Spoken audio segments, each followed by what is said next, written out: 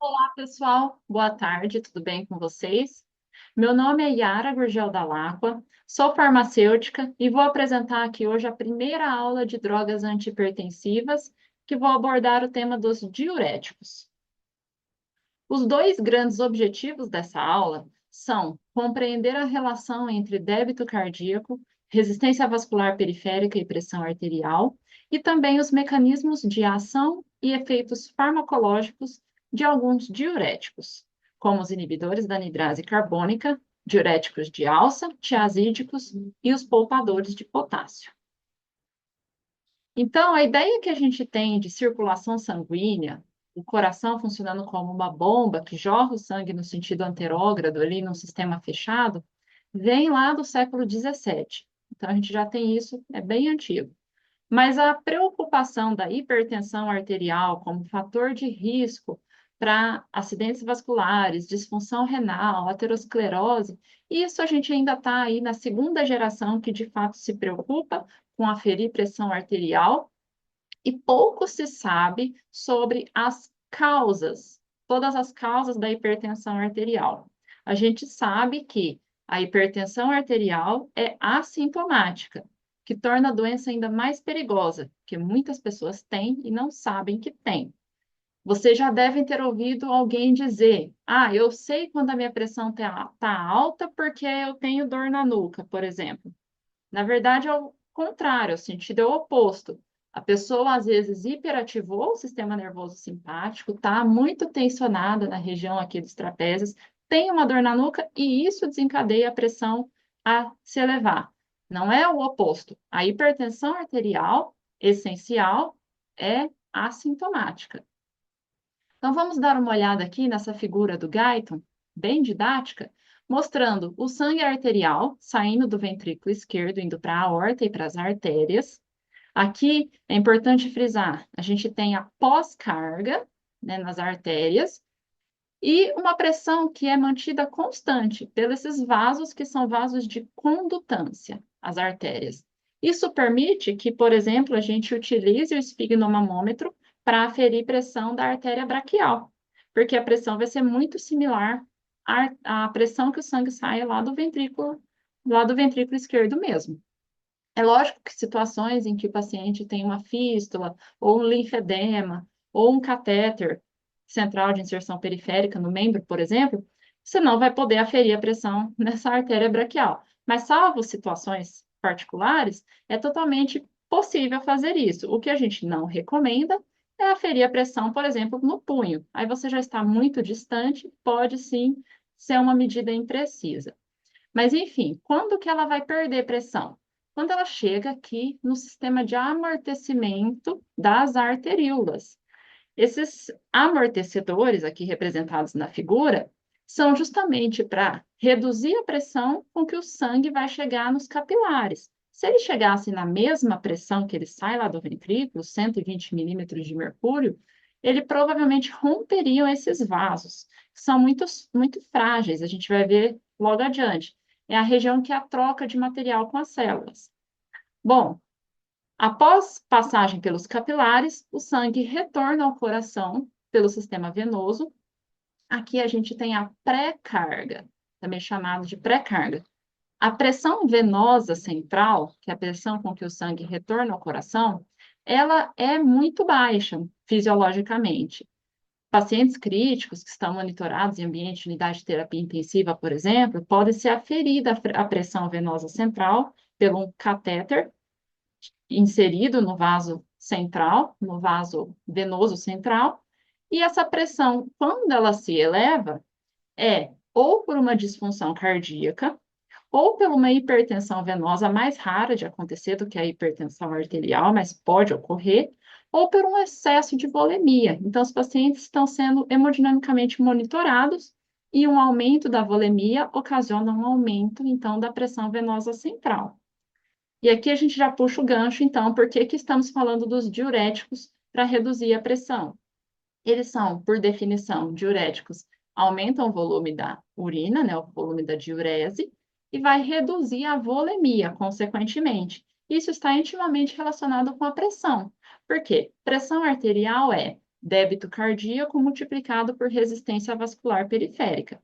O débito cardíaco é exatamente esse volume sistólico vezes a frequência cardíaca.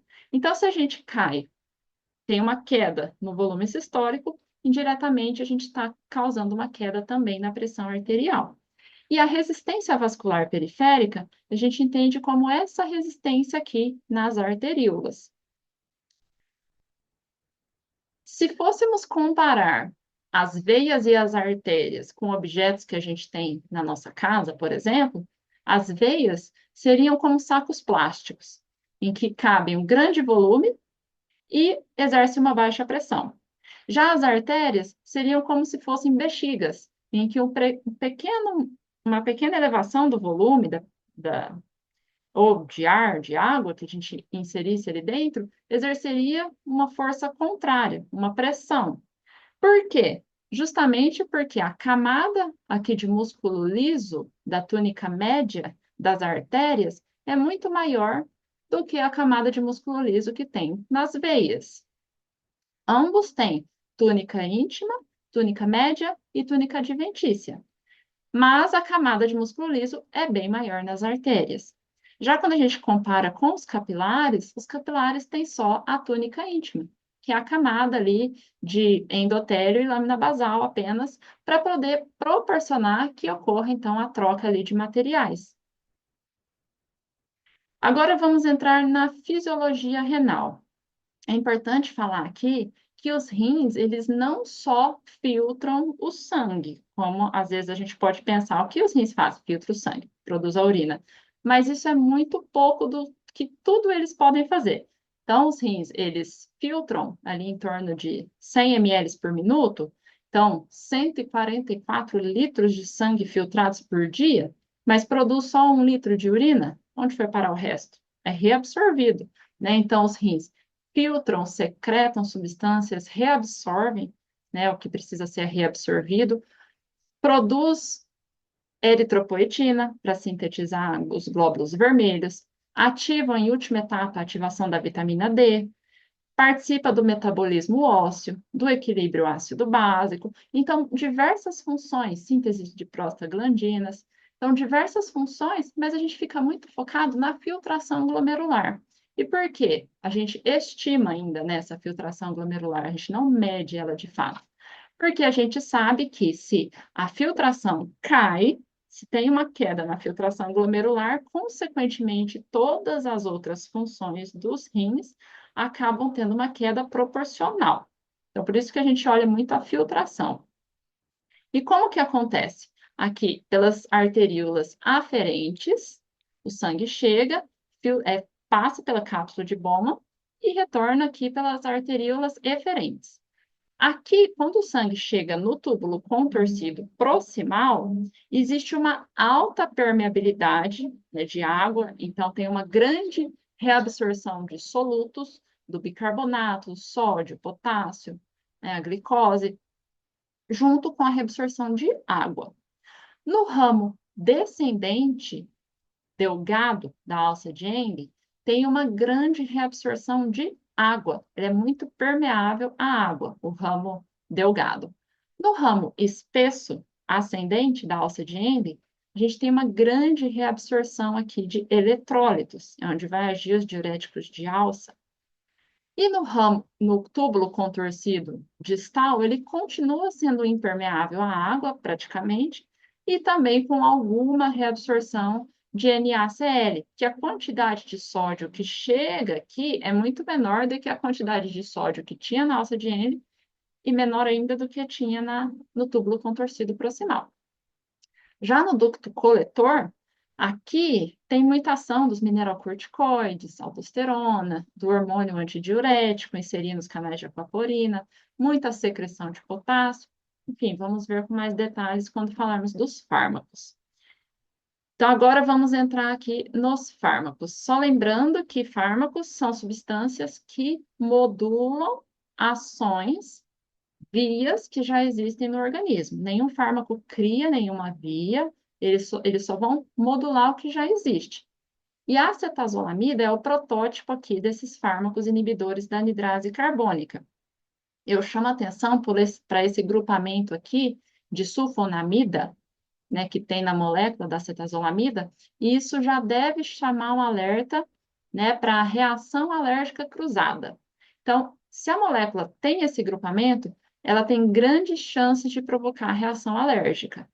Então, se o seu paciente já fez uso do sulfametoxazol, que é uma sulfonamida bacteriostática, e teve reação alérgica, é muito provável que ao fazer uso da acetazolamida, ele também apresente a reação alérgica. Por isso, ficar sempre atento. E ele veio, então, da percepção, né, que as sulfonamidas bacteriostáticas provocavam uma diurese alcalina. Então, foi por isso que foi daí que ela foi criada. E quais são os efeitos farmacológicos da cetazolamida? Efeito farmacológico é o efeito que o fármaco produz no organismo, seja ele desejável ou indesejável. Aqui é o efeito modulado, o efeito provocado, o que ele causa no organismo. Então, a redução da reabsorção do bicarbonato é um efeito. A redução de aproximadamente 45% de reabsorção, que ocorre muito lá no túbulo contorcido proximal. A alcalinização da urina é consequência. Se a gente está diminuindo a reabsorção, a gente está alcalinizando a urina. E ao promover a alcalinização da urina, a gente diminui a reabsorção de fármacos que são ácidos fracos, como o ácido acetilsalicílico e os barbitúricos. Por serem ácidos fracos, no meio mais alcalino, eles predominantemente se encontram na forma ionizada, que ultrapassa menos a membrana e por isso são mais eliminados na urina. A acidose metabólica é um efeito. Ninguém quer causar um distúrbio do equilíbrio ácido básico, mas é um efeito, uma consequência, já que ele está diminuindo a reabsorção do componente básico, que é o bicarbonato. Então, a acidose metabólica é uma consequência. A hiperamonemia também. Se a gente está alcalinizando mais a urina, a gente também favorece que a amônia se encontre na forma NH3, né? Amônia mesmo, que ultrapassa a membrana. Se ela estivesse na forma de amonio, NH4+, ela não seria tão reabsorvida e por isso seria mais eliminada. Mas, alcalinizando a urina, a gente favorece a formação da espécie NH3, amônia. E isso não é interessante para pacientes, por exemplo, cirróticos, em que deve-se evitar a reabsorção de amônia por conta de encefalopatia, enfim. Entendendo tudo isso, fica mais fácil da gente entender para qual paciente é mais interessante ou pode ser mais prejudicial o uso de um fármaco. A acetazolamida, ela provoca uma diurese em aproximadamente 30 minutos. Tem um efeito máximo em 2 horas e um tempo de ação de 12 horas, que justifica a sua posologia geralmente ser de 12 em 12 horas. Ela necessita de ajuste para a função renal e ela tem um efeito diurético por 2 a 3 dias. Depois esse efeito diurético acaba sendo perdido, né? Ele é suprimido e isso também justifica por o motivo pelo qual muitos pacientes que necessitam usar esse medicamento façam uso em dias alternados ou pulam 2 dias para estarem adequando esse efeito. As aplicações da acetazolamida são no glaucoma, no mal da montanha, no edema relacionado à insuficiência cardíaca e na epilepsia. Justamente aqui, por diminuir a absorção de bicarbonato, diminuir a pressão intracraniana, diminuir a pressão intraocular, né, no glaucoma e na epilepsia. O mal da montanha é por esse efeito aqui da acidose metabólica. Se a gente provoca, ocasiona uma acidose metabólica, a compensação respiratória, ela é muito mais rápida do que a compensação renal quando existe um distúrbio no equilíbrio ácido básico. E qual que é a compensação da acidose metabólica? É uma hiperventilação. O nosso organismo irá hiperventilar, lavar o CO2 para tentar não abaixar tanto o pH, para diminuir o componente ácido da parte respiratória, que é o CO2. Então, isso hiperestimula o organismo a se adaptar naquelas situações de mais altas altitudes, ele vai estimular a hiperventilação.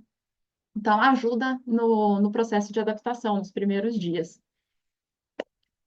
Então, aqui, só para a gente entender o mecanismo de ação, o bicarbonato chega aqui no lúmen, né? Aqui é como se fosse a urina está sendo formada, começando a ser formada aqui.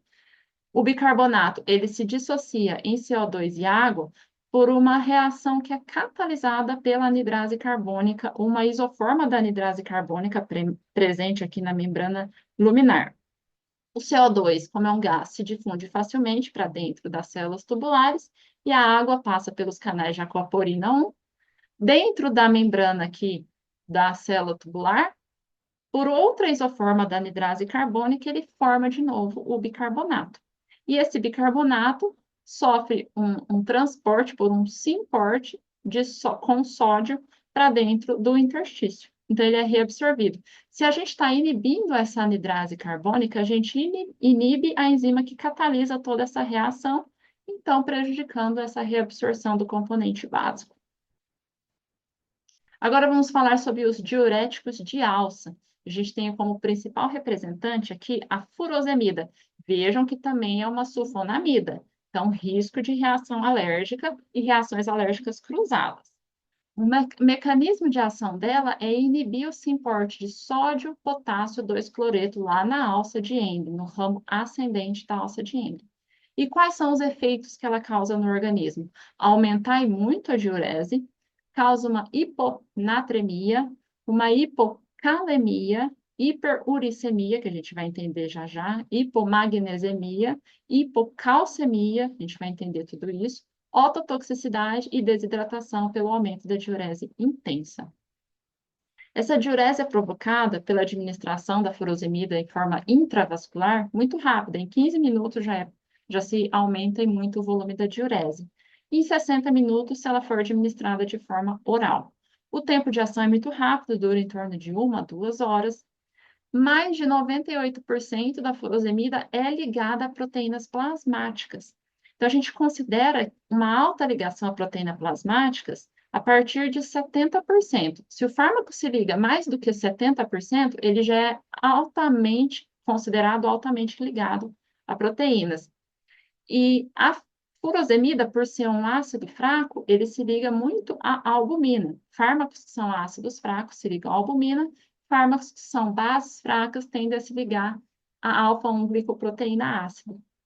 Então, voltando aqui, que ela se liga muito à albumina, até uma estratégia muito utilizada em ambiente de terapia intensiva é fazer a administração de albumina e furosemida, para levar mais furosemida no local de ação medular, lá no rim, que ela vai se ligar muito à albumina.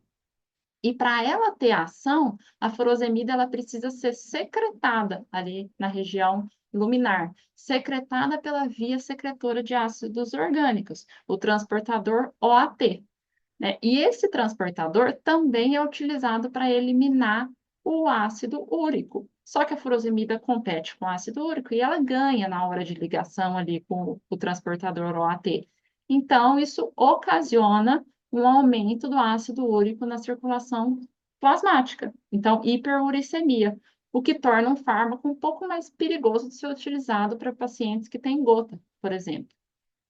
Quais são as aplicações da furosemida? No edema agudo pulmonar, importantíssimo, na insuficiência cardíaca e também é feito no estresse, no teste de estresse da furosemida. O paciente que está ali para entrar na diálise, já com uma disfunção renal bastante intensa, é feito um teste de estresse. O paciente já está oligúrico, né, caindo, retraindo muito diurese, então é feita uma dose de 1 mg/quilo de forma intravascular de furosemida para estimular a diurese. Então, o transportador que ela inibe é esse transportador aqui, sódio, potássio, 2-cloreto. Fisiologicamente, quando tem a passagem aqui do lúmen, a gente está aqui, o componente aqui da urina sendo formada, o ramo ascendente espesso, interstício. Então, quando absorve sódio, potássio e cloreto, a carga eletronegativa aqui fica neutra. Mas a gente tem um canal de potássio aqui. Se está entrando potássio por esse simporte, ele também vai acabar saindo aqui por esse canal de potássio.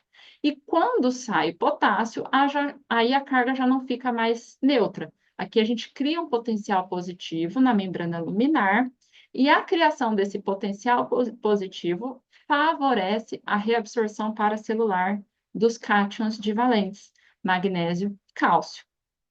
E quando a furosemida age aqui, inibindo esse SYMPORT aqui, a gente prejudica essa reabsorção paracelular. Então, aqui a gente já entende por que que a furosemida causa hipomagnesemia e hipocalcemia.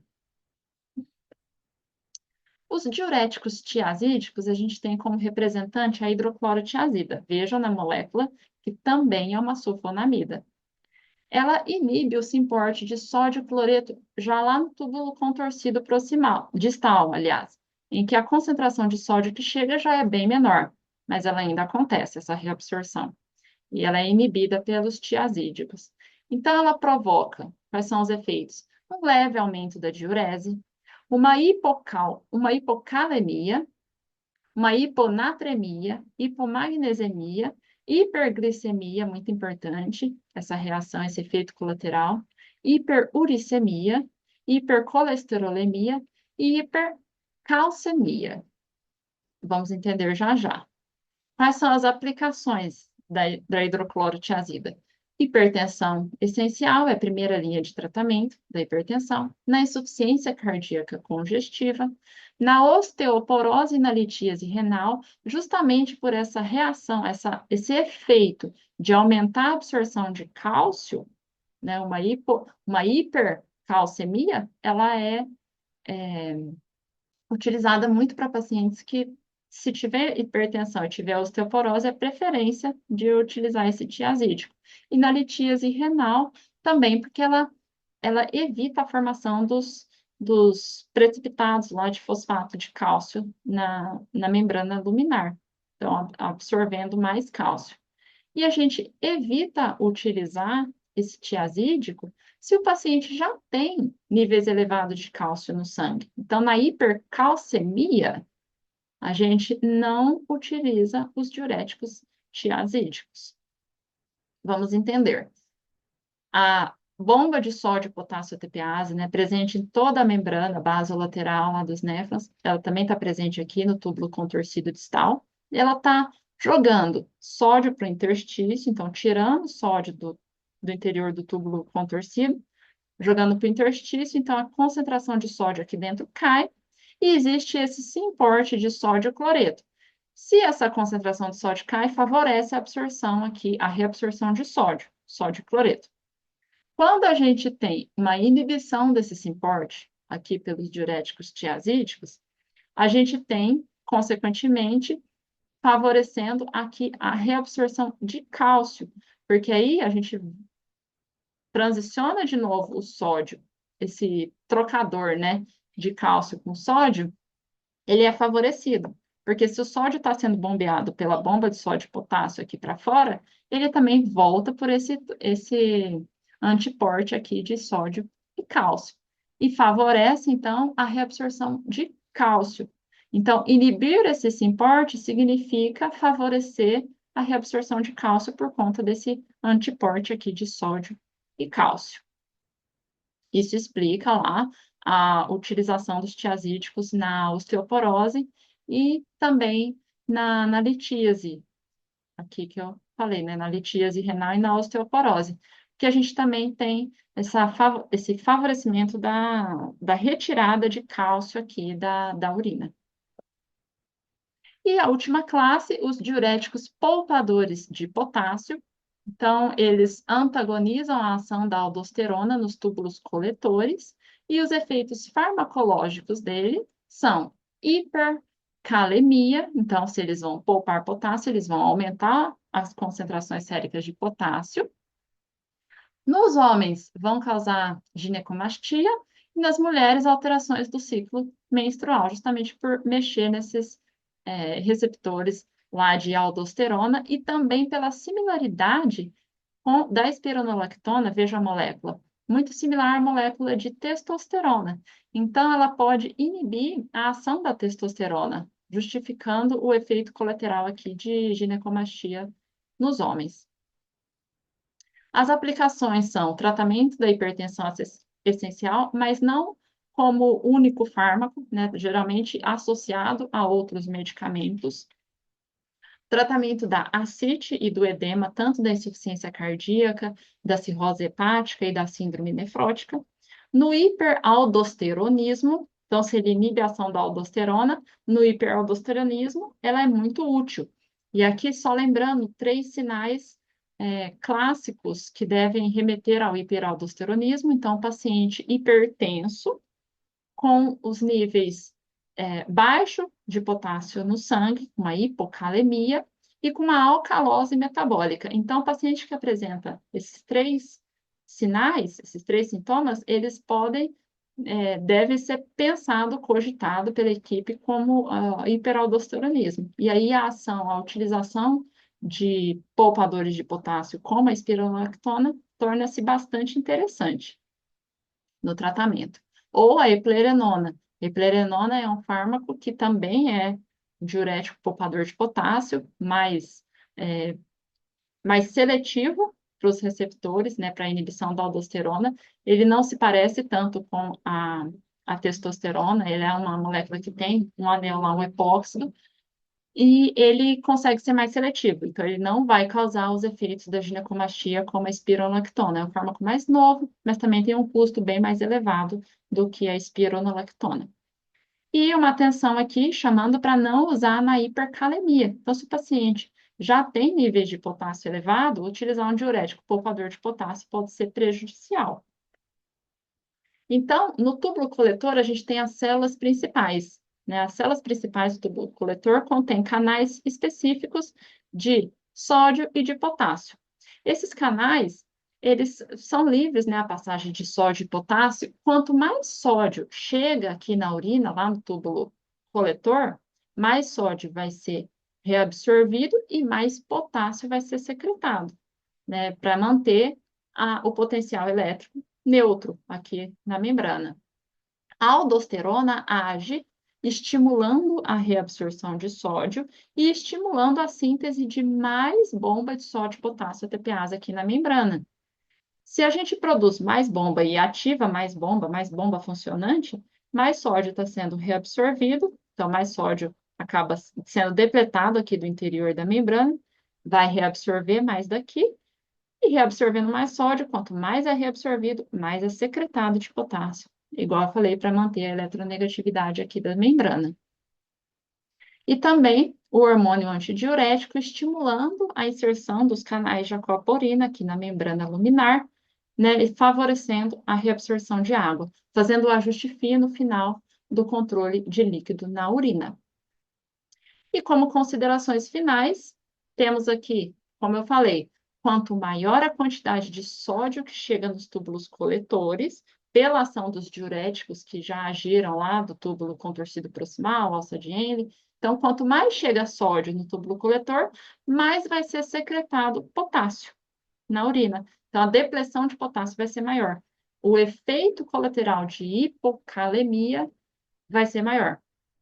E se o sódio que chega no túbulo coletor, junto de um íon que não é facilmente reabsorvido, quanto o cloreto é, por exemplo, se chega mais bicarbonato, ocorre um aumento do potencial negativo luminar e uma maior também secreção de potássio. Vamos entender isso aqui com a foto anterior. Então, o cloreto passa facilmente aqui na reabsorção paracelular.